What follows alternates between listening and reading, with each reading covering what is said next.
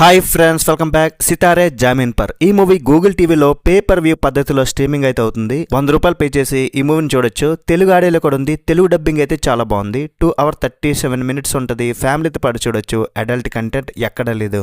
మరి నిన్న నైట్ అయితే మూవీ చూశాక నాకేమనిపించిందంటే ఇట్స్ డీసెంట్ ఫిలిం భయ్యా, డీసెంట్ వాచ్. అసలు రియల్లీ ఐ లైక్ డిట్. అమెరికన్ గారి సినిమా అంటేనే అది ఎలా ఉన్నా నేను చూస్తా. ఎట్లాంటి ప్రయోగాలు చేస్తారో మీ అందరికీ తెలుసు. సినిమాగానే కాకుండా ప్రతి సినిమాలో కూడా ఒక మెసేజ్ కూడా ఉంటుంది. Dangal, Taare Zameen Par, PK, 3 Idiots, Ghajini, last film Laal Singh Chaddha అది పెద్దగా ఆడలేదు, బట్ నాకైతే పర్లేదు అనిపించింది. ఈ మూవీ తారే జమీన్ పర్కి రీమేక్ మూవీ అయినా కానీ ఇది ఒక సపరేట్ స్టోరీ. ఆ మూవీ చూడండి, చాలా బాగుంటుంది, ఎక్సలెంట్ ఉంటుంది. చదువులో వెనకబడ్డ పిల్లలు మానసికంగా ఎలాంటి ప్రాబ్లమ్స్ ఎదుర్కొంటారు అనేది తారే జమీన్ పర్లో చూపిస్తారు.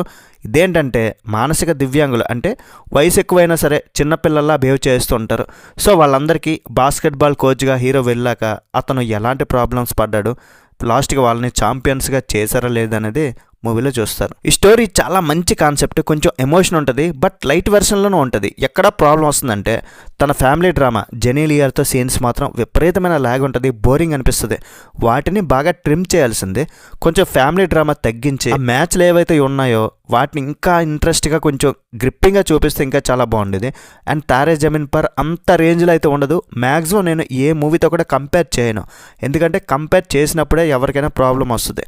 ఏ సినిమాలోనైనా అమీర్ ఖాన్ గారి యాక్టింగ్ డామినేట్ ఉంటుంది, బట్ ఇందులో మాత్రం ఆ 10 మంది మానసిక దివ్యాంగులు చేసే యాక్టింగ్ మాత్రం అదిరింది. చాలా బాగా చేశారు అందరికీ హ్యాట్స్ ఆఫ్. స్టోరీని ఫస్ట్ సొల్లు లేకుండా ఒక ట్రాక్ మీదకి తీసుకెళ్లిపోయారు. హీరో క్యారెక్టర్ని పరిచయం చేస్తూ ఒక ప్రాబ్లం వల్ల బాస్కెట్బాల్ టీంకి కోచ్గా వెళ్ళడం, వాళ్ళతో పడే ఇబ్బందులు అవన్నీ కూడా కొంచెం ఫన్నీగానే చూపిస్తారు. వాటిని బాగా చూపించారనిపించింది. ఫస్ట్లో నచ్చకపోయినా సరే టాలెంట్ని గుర్తు చేసుకుంటూ వాళ్ళకి ట్రైనింగ్ ఇచ్చే సీన్స్, మధ్యలో ఆ ఫ్యామిలీ డ్రామా చాలా వీక్ ఉంటుంది, అది అనవసరం ఎక్కువ అయిపోయింది. అట్లీస్ట్ ఒక వాయిస్ ఓవర్లో దాన్ని తగ్గొట్టున్న బాగున్నాను. జెనీలియాని చాలా రోజుల తర్వాత మూవీలో చూసా. ఆమె యాక్టింగ్ అయితే బాగానే ఉంది అండ్ బ్యూటిఫుల్గానే కూడా కనిపించింది. సెకండ్ హాఫ్లో మనం ఎక్స్పెక్ట్ చేసేదే ఉంటుంది. వాళ్ళు ఒక్క మ్యాచ్ గెలుచుకుంటూ ఫైనల్కి వెళ్ళడం అది సినిమాటిక్గానే అనిపిస్తుంది. విజిల్, జెర్సీ సినిమాల్లానే కొన్ని రిఫరెన్స్లు అయితే ఉన్నాయి. And last climax emotional part ఏదైతే ఉందో అది బాగానే అనిపించింది. Production values and technical values మాత్రం ఎంచడానికి అయితే ఏం లేదు, ఎక్సలెంట్ ఉంటాయి. బ్యాక్గ్రౌండ్ స్కోర్ కూడా నచ్చింది. ఫైనల్గా అమీర్ ఖాన్ గారి సినిమాలు మీరు ఇష్టపడితే దీన్ని మాత్రం వదలద్దు. ఆయన సినిమాల్లో ఏదో ఒక స్టోరీ పక్కాగా ఉంటుంది, ఒక మెసేజ్ కూడా ఉంటుంది. దానికోసం ఈ సినిమాని ఓటీటీలో పక్కాగా చూడొచ్చు. మీ పిల్లలు ఫ్యామిలీతో కలిసి కూడా చూడొచ్చు. రేటింగ్ ఎంత ఇస్తానంటే మూవీకి 3.25/5. That's it guys. రివ్యూ నచ్చితే ఒక లైక్ అయ్యండి చాలు. నెక్స్ట్ వీడియోలో మళ్ళీ కలుద్దాం. బై బాయ్ అండ్ జై హింద్.